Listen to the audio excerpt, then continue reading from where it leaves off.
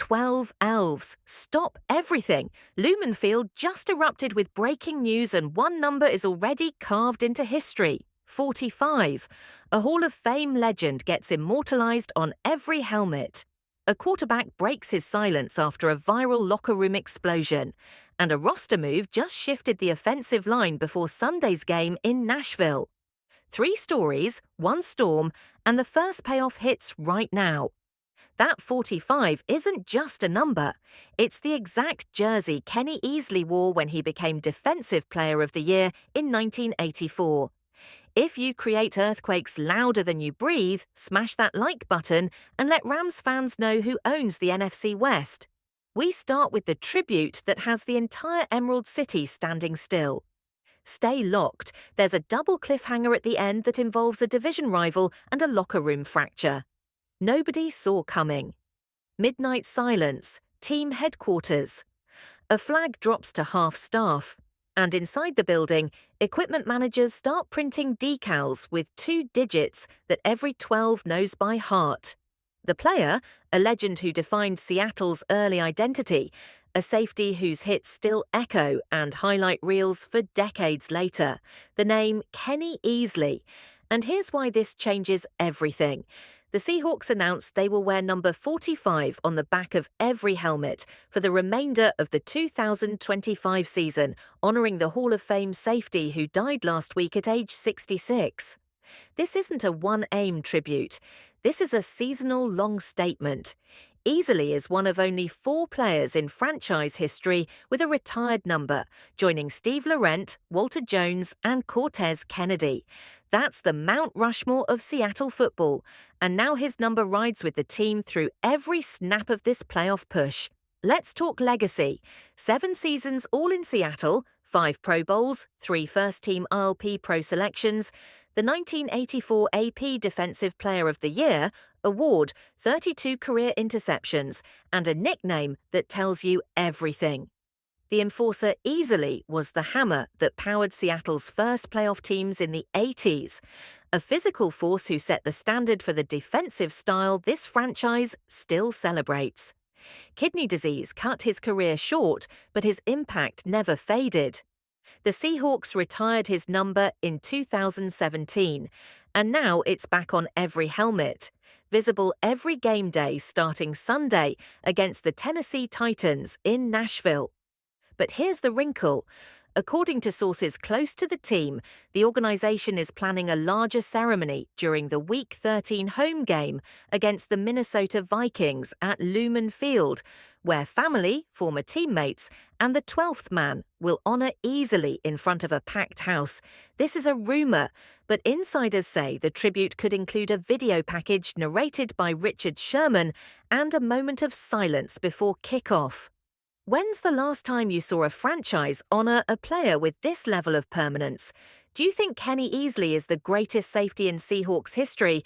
Drop your take below. And if you believe this tribute fires up the defense for the playoff stretch, smash that like button and let the league know Seattle doesn't forget its legends. But as powerful as that is, the next story cuts even deeper. Because while the Seahawks honor the past, a present-day quarterback just opened up about a locker room moment that went viral for all the right reasons: leadership, brotherhood, or something even more intense. Stay locked, closed door, emotions high, cameras rolling as a linebacker stares into the lens and drops an F-bomb heard across the entire NFL. The target: critics who blamed one man for a heartbreaking divisional loss. The player who responded, the quarterback those critics attacked. The name Sam Darnold. And here's why this story is bigger than the stat line. Days after Ernest Jones unleashed a now viral rant defending Darnold following his 4-interception meltdown against the Los Angeles Rams, the Seahawks quarterback finally broke his silence. Meeting with reporters, Darnold admitted he felt like he had let those guys down and called the Seahawks locker room one of the best he has ever been in. That energy, those words, that raw support from Jones meant everything to him. Let's rewind. Week 11, Seattle vs. LA in Englewood. The Seahawks entered that game with a chance to hold sole possession of first place in the NFC West. Instead, Darnold threw for picks. The Rams won 21-9, and Seattle dropped to second place behind LA. The loss was brutal. The blame was instant. And then Jones stepped in front of the cameras and said what everyone in the locker room was already thinking. The linebacker passionately insisted the loss was not all on the quarterback, reminded everyone that Darnold has kept Seattle in every game this season, and ended with a blunt message to critics, quite frankly, F you. That clip, posted by the Seahawks' official account on X, spread faster than a Russell Wilson deep ball. National shows played it on repeat. Analysts debated it, and the locker room, they rallied around it. Darnold's response days later made it clear how much that moment mattered. The reason that it sucked for me is because I feel like I'm letting those guys down. Darnold said the things that he said meant a lot to me, for a guy to have my back like that. But here's the wrinkle. According to sources close to the situation, this is a rumor. Jones' rant wasn't spontaneous. Insiders say the linebacker asked the media team to set up the camera specifically so he could send that message, meaning it was a calculated leadership move, not just an emotional outburst. That's the level of intentionality this defense operates with. Jones has emerged as the emotional heartbeat of the Seahawks since arriving via trade, racking up massive tackle numbers and serving as the on-field signal caller. In Mike McDonald's defense, so when the same leader who runs the huddle on Sundays tells the world, he's our quarterback, we've got his back. It's not just talk, it's a declaration. Do you think Ernest Jones is the best trade John Schneider made this season? Drop your vote below.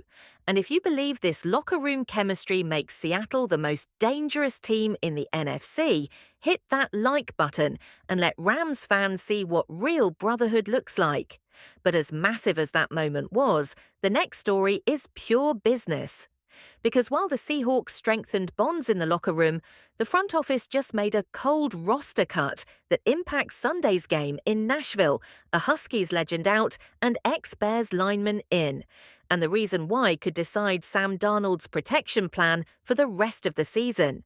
Stay locked, trade-off time, one signature out, one signature in. And the timing tells you everything about Seattle's priorities heading into a physical road game. The move. The Seahawks signed former Chicago Bears center Doug Kramer to the practice squad and released running back and Washington Huskies legend Myles Gaskin to make room. The announcement came Thursday, just days before Sunday's Week 12 matchup in Tennessee. And here's why this matters more than a typical practice squad shuffle. Let's start with the loss. Myles Gaskin, the former Husky who returned home earlier this season, is out for now. Gaskin had been sitting as depth behind a loaded running back room featuring Kenneth Walker. In the third, Zach Charbonnet and George Haney, making him the logical odd man out when Seattle decided it needed another center more than a fifth running back. It's a business decision, but it stings for fans who watched Gaskin dominate at Washington and hoped he'd get meaningful snaps in Seattle's backfield. That's football. Now, the addition, Doug Kramer, age 27, was a sixth-round pick by the Bears in the 2022 NFL Draft out of Illinois, where he was a multi-year starter at center. He's listed at 6'2" and just over 300 pounds. A compact build that fits the leverage game teams one in the middle of the line. His rookie year in Chicago was wiped out by injury, but he fought back to appear in 18 games over the past 2 seasons, mostly as depth and on special teams. He's also spent time on the practice squad and briefly with the Arizona Cardinals before rejoining the Bears for the Seahawks. Kramer's appeal is simple. He is a true center with recent NFL snaps who can pick up protections quickly and step in if needed. But here's the context that makes this move critical. Starting center Yolan Sunundle is on injured reserve with a knee injury, and the Seahawks have also been dealing with issues at guard, forcing them to shuffle roles for backups who can snap in an emergency. Olu Watami remains the starter at center right now, but Seattle has been one more setback away from having to rely on a guard or an experienced backup to handle protections and shotgun snaps. Kramer gives them a more traditional safety net, a center who can come in, call out fronts, and get the ball to Sam Darnold cleanly if something goes wrong. And here's the wrinkle. According to sources close to the organization, this is a rumor.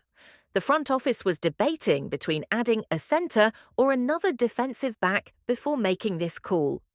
Insiders say the decision came down to John Schneider and the coaching staff prioritizing Darnold's protection over secondary depth, especially with the Titans' physical defensive front.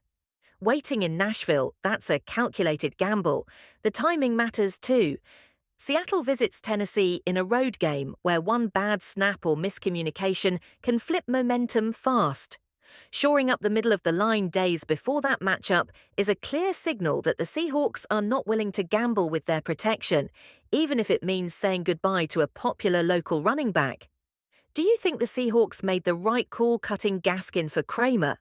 Drop your take below, and if you believe protecting Sam Darnold is the key to winning the NFC West, hit that like button and let the Rams know Seattle's offensive line is locked in.